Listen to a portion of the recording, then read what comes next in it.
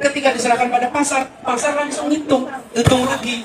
Begitu biayanya tinggi, dia dimasukkan ke dalam harga barang. Ketika masuk harga barang, siapa yang harus menanggung? Rakyat di tempat yang sulit. Di situ negara harus hadir, di situ negara harus ambil. Dan saya sampaikan bukan rencana, ini kenyataan. Sudah terjadi. Kalau visi misi bisa ngarang, makin terampil ngarang, makin keren kelihatannya.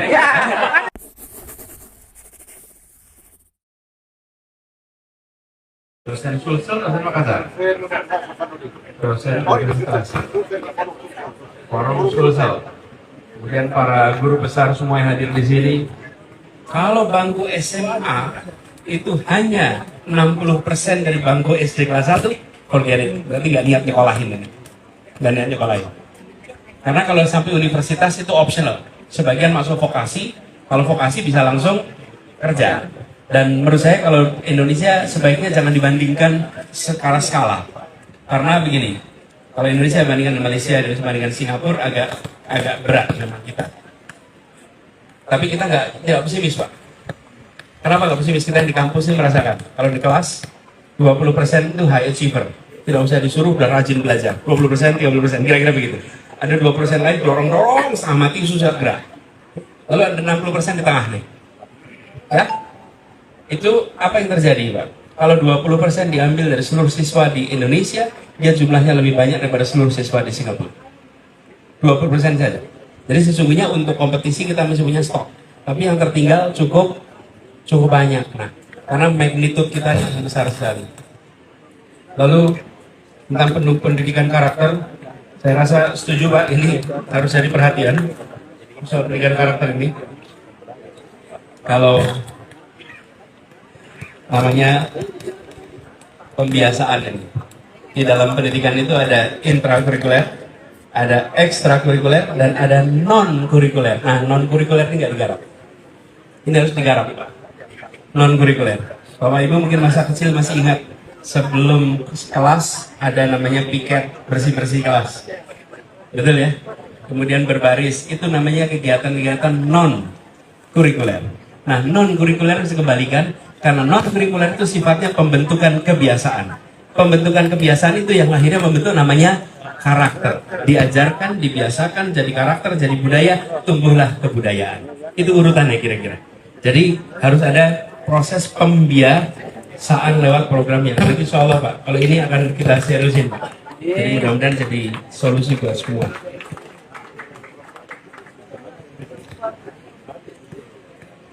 Bu Naida setuju soal bagaimana ini ketimpangan dibereskan. Justru itulah kami merasa ada ketimpangan yang luar biasa. Kenapa kita bicara keadilan untuk membereskan itu? Tapi Pak, Bu, kalau bicara keadilan, saya ingin beri contoh ya soal ketimpangan. Tidak usah Indonesia Barat dan Timur. Jakarta itu satu-satunya kota yang punya kepulauan. Namanya Kepulauan Seribu. Dan Kepulauan Seribu ini, harga di sana jauh lebih mahal daripada daratan. Kebutuhan pokoknya, fasilitas kesehatannya tertinggal, fasilitas pendidikan yang...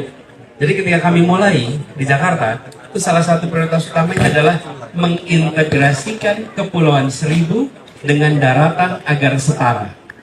Dan alhamdulillah sekarang kondisinya setara antara Kepulauan Seribu dan kita. Contoh, biaya kebutuhan pokok itu mahal karena mereka kalau belanja ke daratan Jakarta. Apa yang kami kerjakan? Memindahkan pasar induk ke pulau. Jadi pulau itu, pasar induk Kramat Jati, yang biasanya jadi berita harga-harganya itu, dipindahkan satu, dibuatkan satu, namanya Jak Grosir. Sehingga seluruh warung di kepulauan, belanjanya cukup di Jak Grosir di pulau. Dan mereka diantar ke tiap-tiap pulau.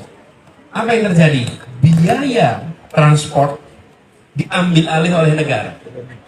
Diambil oleh negara. Masalahnya selama ini negara nggak mau ambil alih itu. Nggak mau ambil alih itu. Bagaimana kenyataannya Republik ini tersebar penduduknya. Lalu mekanisme distribusi barang diserahkan pada pasar.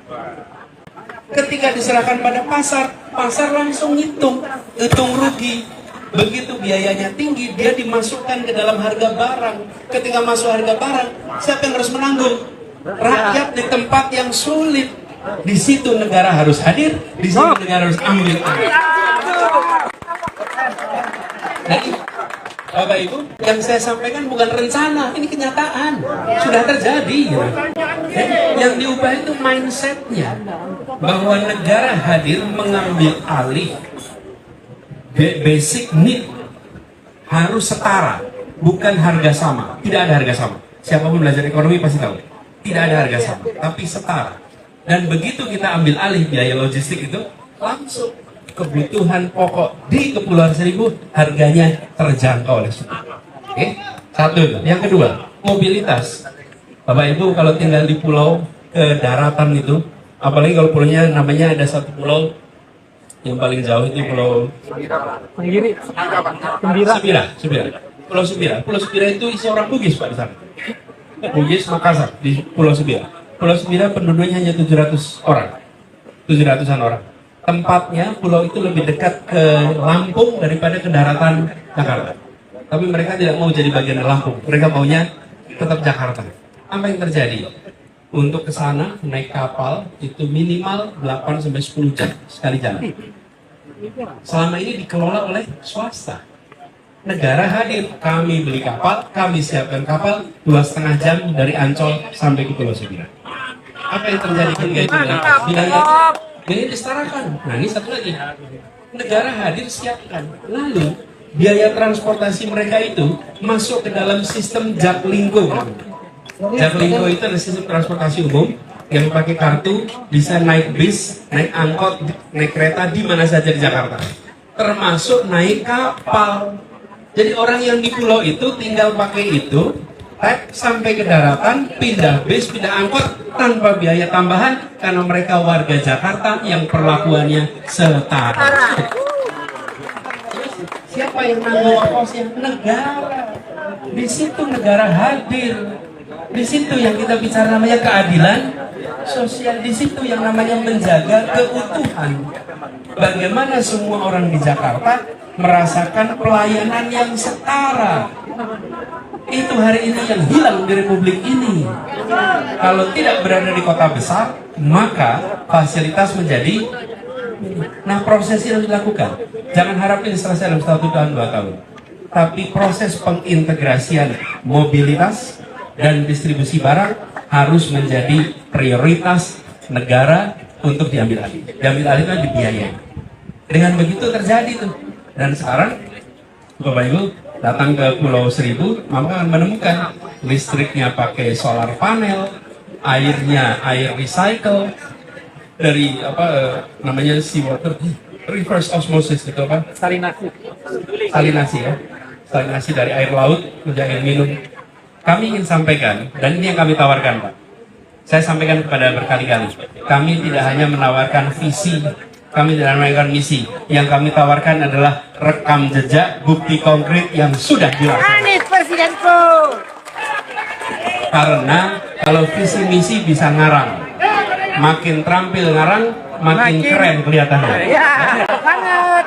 Tapi itu adalah karangan masa depan lah Bapak. Visi saya A, B, C, D. Yang mengatakan tak perlu bawa bukti, yang menentang tak bisa memberikan membantahnya. Namanya imajinasi masa depan. Kalau rekam jejak itu hal yang senyatanya sudah dikerjakan. Jadi itu yang kita bawa. Nah, ini sejalan dengan apa yang disampaikan terakhir tadi oleh Prof. Bahakim. Setuju Prof. Bahakim? Saya ingin garis bawahi. Yang kita bawa bukan target menjadi sesuatu, bukan. Yang kita bawa adalah misi. Misi itu beda sama target. Kalau target itu untuk diraih, kalau misi itu untuk dilaksanakan. Jadi kalau orang bawa misi, misi itu untuk dilaksanakan. Nonton Piala Dunia nggak tadi malam? Ya. Brazil kalah ya. Piala Dunia itu mengejar target. Begitu dapat pialanya, selesai prosesnya. Dalam proses politik tidak begitu. Ketika selesai pemilu, selesai pilpres, di situ misi dilaksanakan.